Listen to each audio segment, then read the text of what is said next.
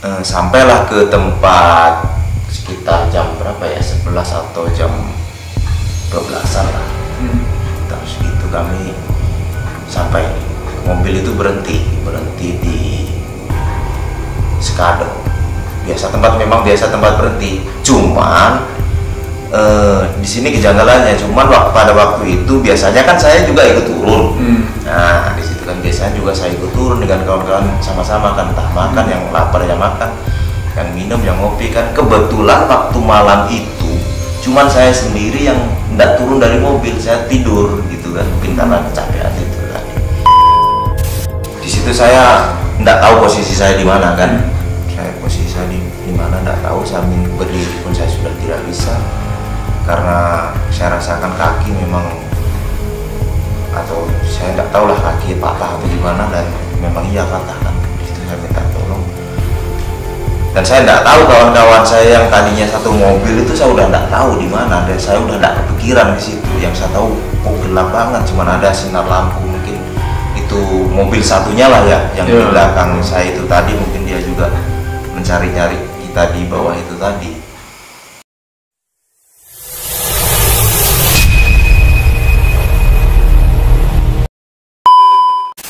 Assalamualaikum warahmatullahi wabarakatuh. Selamat malam teman-teman, kembali lagi bersama kami di channel Activity dalam segmen Horror Experience. Malam ini kita kembali kedatangan satu orang narasumber lagi, yaitu Mas Adit. Mas Adit ini pernah juga menjadi narasumber kita di video sebelumnya, namun dalam cerita yang berbeda. Kita kembali bersama Mas Adit lagi dalam video yang masih ada hubungannya dengan video kami sebelumnya, yaitu kecelakaan di Simpang Kayu Lapis daerah Skadau. Untuk video sebelumnya bisa dilihat di deskripsi video ini dan bisa diklik langsung di link di atas. Buat teman-teman yang memiliki cerita horor menarik, boleh juga disampaikan langsung di komentar di bawah atau langsung dihubungi melalui Instagram kami. Kita kupas tuntas misteri-misteri yang ada di daerah Singkawang dan sekitarnya. Malam hari ini kita kembali bawakan sebuah cerita pengalaman horor yang menarik dan tidak kalah menariknya dengan video-video sebelumnya. Jadi Mas Adit ini adalah satu-satunya korban yang selamat dari kecelakaan yang terjadi di Simpang Kayu Lapis pada tahun 2000. Jadi dalam satu mobil truk pengangkut ayam saat itu, dari 3 orang yang berada di mobil, supir dan 2 keneknya, hanya Mas Adit inilah yang hidup hingga saat ini, sedangkan 2 korbannya meninggal pada saat kejadian. Jadi bagaimana cerita selengkapnya? Tanpa berlama-lama lagi, langsung saja kita saksikan cerita selengkapnya.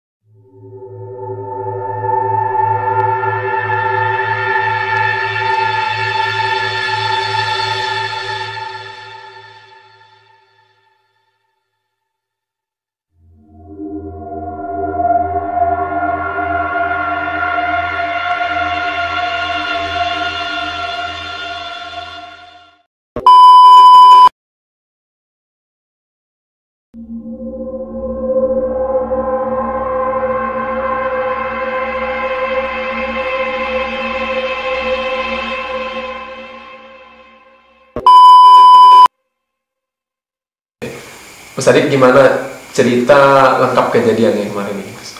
Ya, cerita lengkapnya saya dan rekan-rekan saya dan teman-teman saya semua itu bekerja di sebuah perusahaan di bidang peternakan ayam, atau boleh dibilang pemasaran ayam, penjualan ayam lah ya. Waktu itu kami mendapatkan pesanan dari luar kota Pontianak, tepatnya di tahun 2000, pas 2000. Dan pada waktu itu kami mengantar pesanan, karena pesanan itu dalam jumlah banyak, jadi kami tidak bisa ngantar hanya dengan 1 mobil, jadi kita pakai 2 mobil. Dan kebetulan pada waktu itu kami sebelum berangkat itu, di atas mobil kami masing-masing diberi beban muatan, dinaikkan pakan ayam.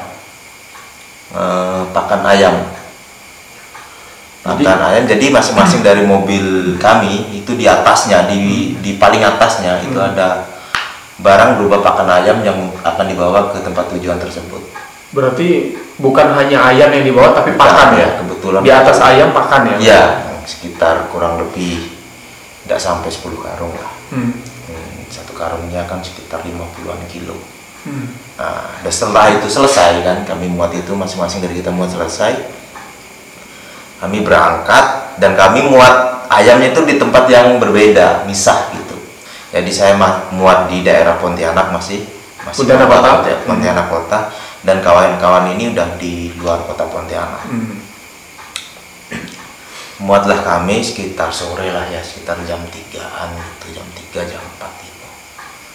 Muat, dan begitu muat kebetulan ada kendala sedikit, salah satu ban belakang kami amblas. Dan kemudian mungkin si kawan itu tadi yang muat ayam di tempat yang berbeda, mungkin mereka udah selesai. Karena kami ada kendala, jadi kami agak lama. Setelah kami naikkan mobil kami berangkat dari situ.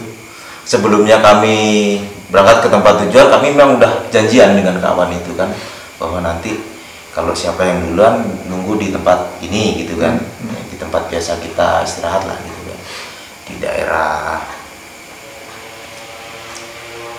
Purun kalau nggak salah. Purun. Iya, Purun.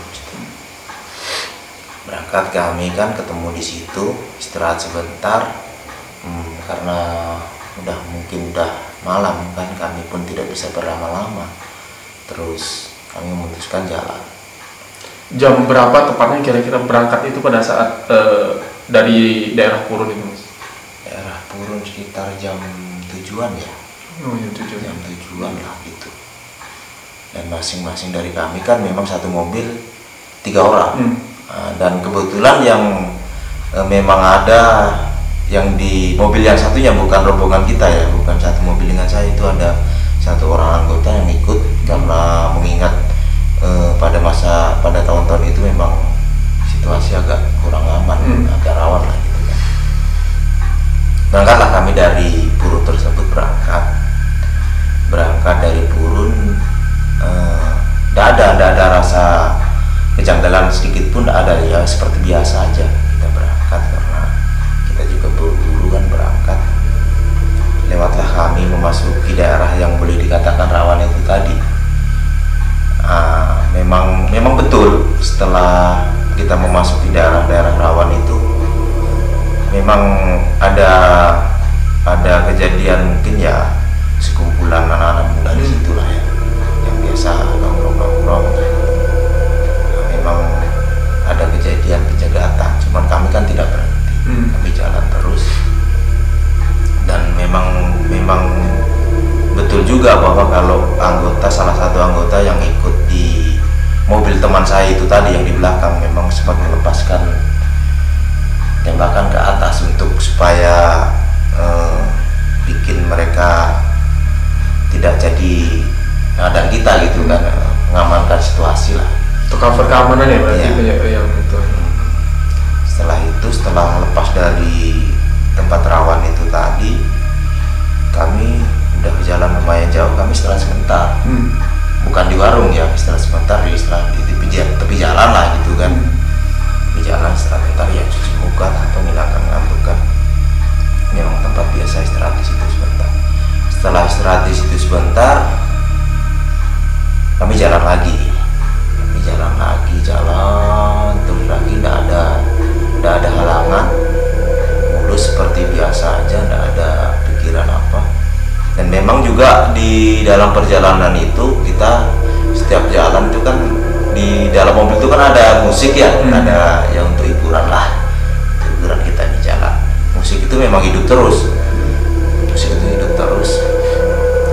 kami jalan terus. Sampailah ke tempat sekitar jam berapa ya, 11 atau jam 12-an lah. Terus gitu kami sampai berhenti di Sekado. Memang biasa tempat berhenti. Cuman di sini kejanggalannya. Cuman pada waktu itu biasanya kan saya juga ikut turun. Nah, di situ kan biasanya juga saya ikut turun dengan kawan-kawan sama-sama kan, entah makan, yang lapar ya makan, yang minum, yang ngopi kan. Kebetulan waktu malam itu cuman saya sendiri yang tidak turun dari mobil, saya tidur gitu kan, mungkin karena kecapean itu tadi. Berarti dua teman dalam satu mobil itu turun ngopi turun, mereka turun ngopi kan, apalagi supir kan mungkin dia kan ngantuk kan, resikonya kan ibaratnya dialah yang memegang tanggung jawab kan. Mereka turun, saya rasa mungkin ya setahu saya sih ya, memang kita kalau istirahat makan kah atau ngopi kah itu tidak pernah lama, karena mengingat kita membawa barang itu kan gitu. Kita di sisi lain kita tidak enak dengan yang lain kan, karena mungkin baunya apa segala macam. Di satu sisi lagi kita memang harus cepat, barang ini harus tepat waktu kan. Sekitar istirahat tidak lama, kita jalan lagi. Saya masih apa namanya, tidak turun sama sekali. Bahkan kawan saya yang satu itu yang sebelah kiri saya, kawan saya ini kan di sebelah pintu. Saya dengar dia bilang, ini kopimu, dia bilang gitu kan. Biasalah yang namanya di mobil kan, kopi digantung di pintu atau di mana gitu kan. Jalanlah kami. Berarti pada saat turun istirahat ngopi itu posisi Mas Adit itu istirahat di mobil atau tidur atau gimana? Tidur, iya. Oh tidur. Ya? Nggak turun tuh karena tidur? Nggak turun tuh karena mungkin kecapean ya. Saya kecapean kan tidur.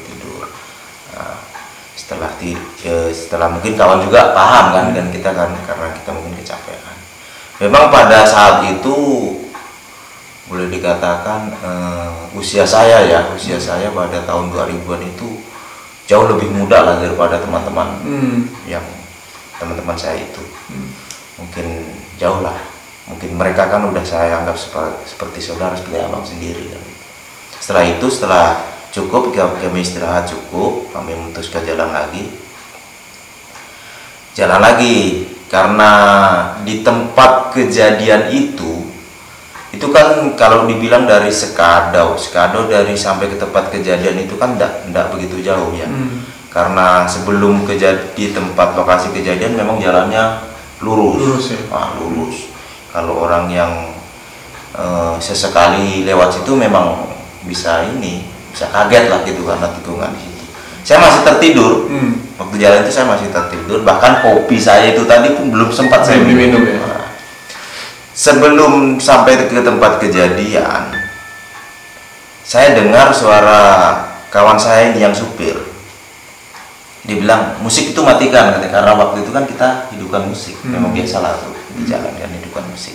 Si kawan saya tadi yang sebelah tadi itu hidupkan musik. Setelah dimatikannya musik tadi itu, selang beberapa menit langsung kejadian itu tadi.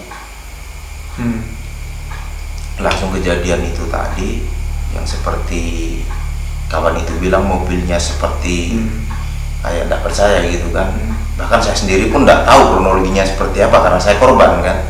Berarti posisi pada saat kecelakaan itu masih tidur ya? Iya, masih tertidur. Begitu kecelakaan, kejadian seperti yang diceritakan kawan sebelumnya, seperti itu. Saya pun tersadar tapi dalam keadaan sudah di luar mobil. Saya pun tidak tahu posisi saya di mana atau tepatnya di tempat apa, saya tidak tahu karena pandangan saya waktu itu gelap. Tapi saya dalam keadaan sadar lah, waktu sadar. Itu kan cuman saya coba berdiri, tidak bisa kan, jatuh lagi, berdiri lagi tidak bisa. Di situ saya udah mulai merasakan sakit, dan saya minta tolong sekuat-kuatnya mungkin. Bahkan kalau mungkin saya tidak minta tolong, mungkin kawan-kawan atau rekan-rekan saya yang di situ mungkin tidak tahu kalau posisi saya ada di situ itu tadi. Ini menurut informasi yang ada nih di media, di surat kabar online kan, menurutnya kalau kita lihat lokasi kejadiannya itu kan banyak yang mengaitkan dengan hal-hal misteri ya, hal-hal mistis. Dalam artian ada yang mengatakan bahwa memang lokasi ini angker karena sangat sering terjadi kecelakaan itu. Memang lokasinya persisnya seperti apa tuh, Bos? Betul, betul. Ya kalau boleh dibilang angker ya, angker kan saya rasa sih bisa jadi. Karena tempatnya itu memang di samping di situ kan, memang waktu zaman dulu kan masih rimbun, banyak batang bambu segala macam, masih itulah banyak pepohonan lah gitu. Udah tahun 2000-an itu ya? Tahun 2000-an. Kalau dibanding dengan sekarang mungkin sekarang saya kurang tahu ya. Kalau dulu sih memang di situ di samping sering terjadi kecelakaan, tempatnya juga memang angker gitu. Tempatnya masih hutan, masih apa kan, jarang lah orang mau istirahat di situ, jarang lah. Keduanya lagi tikungannya itu memang kalau dari sisi arah dari pasar Sekado sini kurang jelas, enggak terlalu kelihatan karena ada tikungannya tikungan karena lurus itu tadi kan, tiba-tiba dia rencong sedikit terus nikung lagi. Kalau dari arah yang berlawanan sana mungkin dia lebih kelihatan tikungannya itu tadi. Di situ saya enggak tahu posisi saya di mana kan. Posisi saya di mana enggak tahu, saya berdiri pun saya sudah tidak bisa. Karena saya rasakan kaki memang, atau saya tidak tahu lah kaki patah atau gimana, dan memang iya patah kan. Di situ saya minta tolong, dan saya tidak tahu kawan-kawan saya yang tadinya satu mobil itu saya udah tidak tahu di mana, dan saya udah tidak kepikiran di situ. Yang saya tahu kok gelap banget, cuman ada sinar lampu, mungkin itu mobil satunya lah ya yang di belakang saya itu tadi, mungkin dia juga mencari-nyari kita di bawah itu tadi. Dan rupanya yang kawan saya yang 2 orang itu tadi memang di bawah ikut turun ke mobil. Yang di satu mobil itu ya? Yang di satu mobil tadi itu dia ikut dengan mobilnya jatuh ke bawah. Itu posisinya jurang bawah? Ya, jurang. Berarti mobil jatuh jurang? Jatuh ke bawah jurang. Jadi kan dia di daerah simpang itu ya, aliran sungai. Aliran sungai. Kalau sungai di daerah dataran tinggi kan memang sungainya banyak batunya. Jadi sungai berbatu lah gitu, batu-batu besar gitu kan. Berarti posisi Mas Adit itu di atasnya atau? Ya, di atas, di jembatan. Berarti mobil dan teman yang lain ikut ke bawah. Di jurang ya? Di jurang itu, di bawah itu tadi. Seperti apa kejadiannya pun saya tidak tahu, kawan seperti apapun saya tidak tahu kan gitu kan. Setelah itu kan ditolonglah saya tadi dengan kawan-kawan saya yang di belakang tadi kan, mobil ditolong. Setelah saya dibawa, saya masih tidak tahu kondisi kawan saya yang 2 orang itu tadi seperti apa, saya tidak tahu. Yang setahu saya kan, saya cuma merasakan sakit dan pandangan saya kurang jelas gitu kan. Saya dibawa ke salah satu rumah sakit lah, rumah sakit Sanggau lah di situ, rumah sakit Sanggau. Di situ pun saya bukan ditangani kan ya, karena kita maklum lah, mungkin pada waktu itu mungkin entah dokternya entah alat medisnya belum memadai lah ya. Sampai di situ kan saya terus meronta kesakitan karena memang kenyataannya seperti itu. Tangan saya ini boleh dikatakan dah lepas dari sikunya ini, yang ini dan lepas jebol ke sini, yang kaki saya ini patah. Jadi saya udah merasakan sakit, saya tidak tahu, pokoknya saya ingin saya cepat-cepat ingin ditolong gitulah kan, ingin itu. Dan kenyataannya sampai pagi karena mungkin kawan-kawan itu panik kan ya, panik semua kejadian seperti ini, yang ngurus sana, yang ngurus ini, belum lagi yang saya yang masih selamat kan, yang masih inilah gitu kan dalam kondisi seperti itu. Jadi mungkin kawan-kawan itu nunggu keputusan dari pihak perusahaan itu tadi kan, gimana seperti apa kan, harus dibawa di mana kan. Itu dari lokasi kecelakaan ke rumah sakit dibawanya pakai mobil ayam itu tadi, yang satunya. Oh, yang satu lagi ya.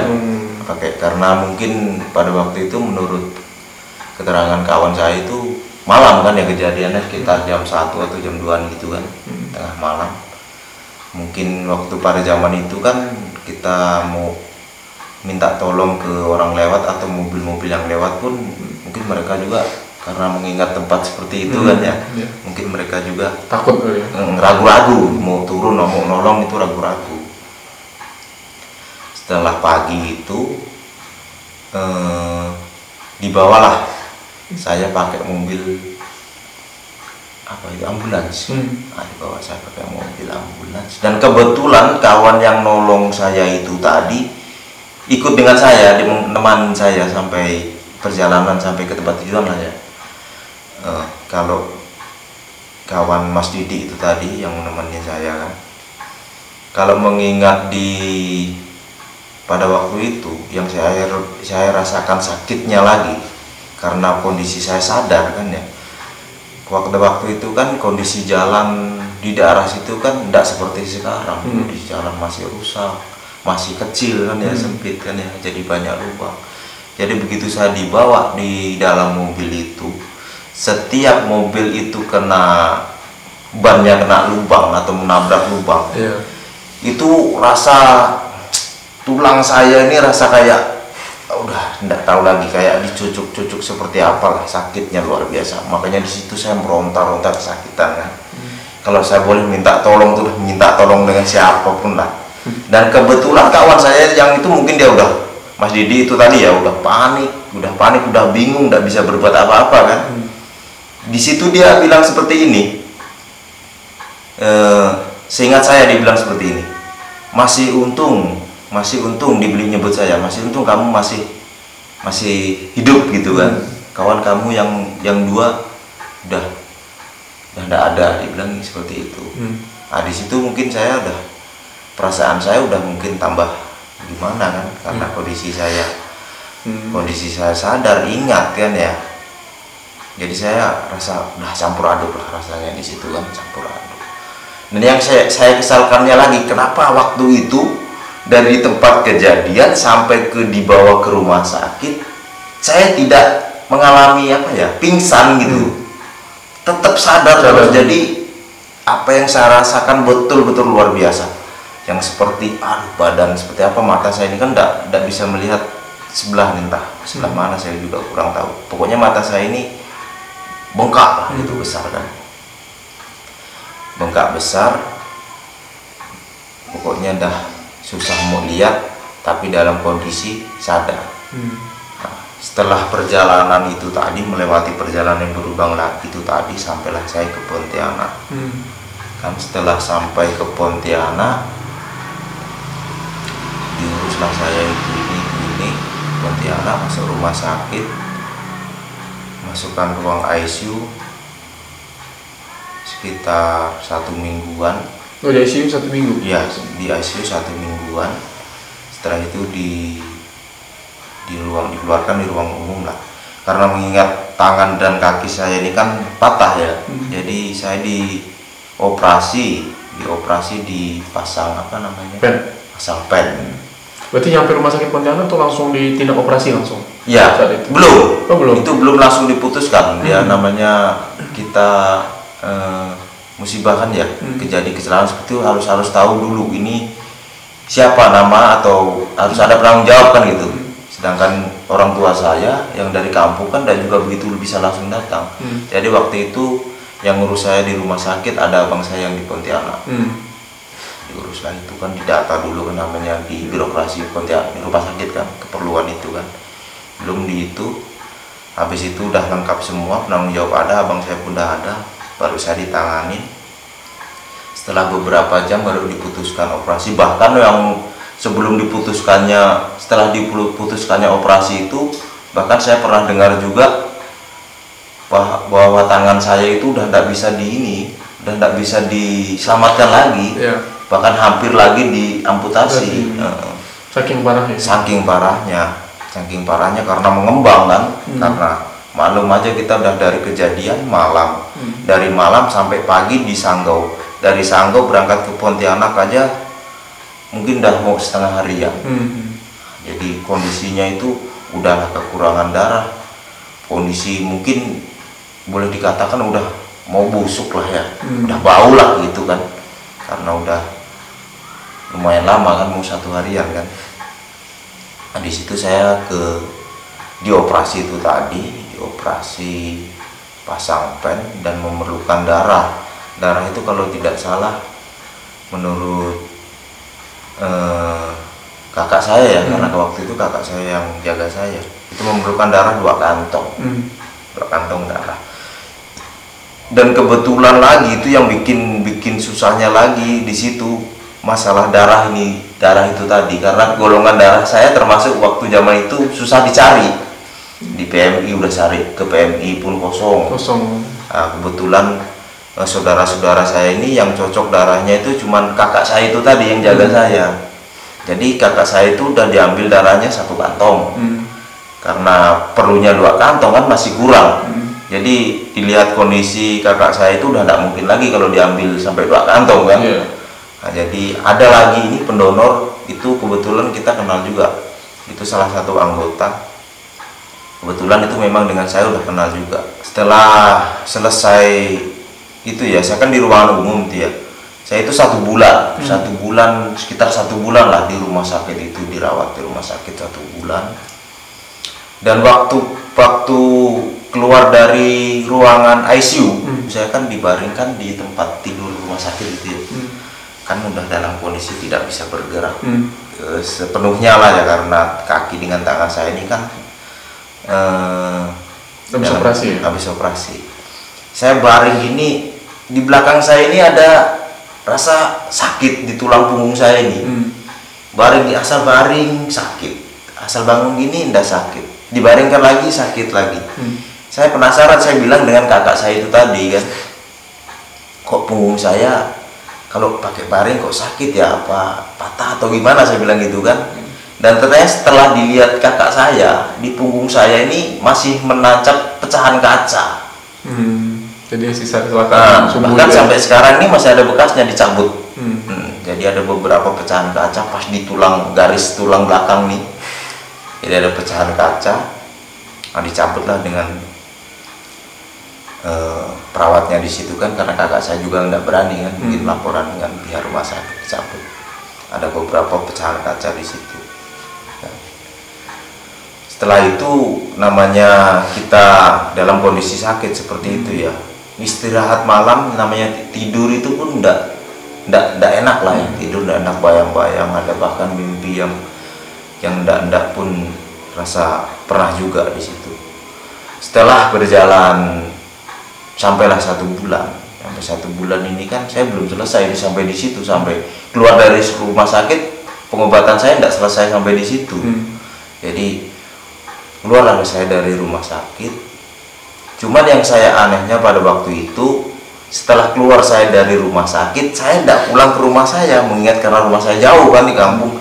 Kok saya tidak pulang ke rumah abang saya atau tempat kakak saya?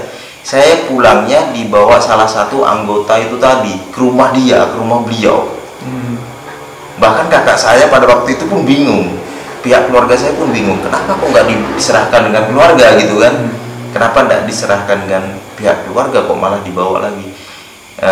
Salah satu inilah orang kepercayaan bos lah mungkin kan di situ. Sempat saya dirawat di situ di rumahnya, di rumah beliau itu tadi sekitar 2 mingguan lah. Karena saya masih bolak-balik kan terapi ke dokter spesialis, tembus obat di terapi terus kan.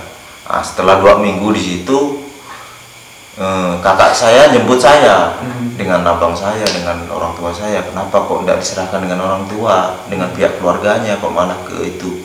Dijelaskanlah sama si bapak itu tadi yang bawa saya kan, dijelaskan oke, karena dari pihak keluarga saya udah paham lah, udah mengerti kan. Setelah itu udah diputuskan saya dibawa, diminta dari pihak itu, diminta ke keluarga saya. Di situ baru saya diurus ke kakak saya itu tadi yang ngurus saya, masih lagi bolak-balik dari semenjak keluar dari rumah sakit sampai sembuh, ibaratnya enggak 100% lah ya, sembuh ibaratnya 70% itu saya masih panjang, masih bolak-balik ke rumah sakit, masih bolak-balik ke tempat terapi lah gitu kan. Jadi setelah itu baru saya udah rasa mendingan, baru saya pulang ke kampung saya. Baik teman-teman, demikian cerita kami bersama narasumber kami malam ini, Mas Adit, yaitu tragedi kecelakaan maut yang terjadi di Simpang Kayu Lapis daerah Sekadau, yang terkenal memang sering terjadi kecelakaan di situ. Terlepas dari hal itu semua, mari kita semua yang menonton video ini lebih berhati-hati lagi dalam berkendara. Apapun penyebab kecelakaan yang dialami Mas Adit itu, kita jadikan pelajaran untuk kita semua agar lebih berhati-hati dalam berkendara. Sekian untuk video kami malam ini. Mas Adit, terima kasih atas kehadirannya malam ini. Sampai ketemu lagi di video-video selanjutnya. Buat teman-teman yang baru menemukan video kami, jangan lupa di klik tombol subscribe agar tidak ketinggalan video-video cerita-cerita misteri kami selanjutnya, cerita-cerita horor kami selanjutnya, dan jangan lupa di share sebanyak-banyaknya di sosial media teman-teman semua. Wassalamualaikum warahmatullahi wabarakatuh.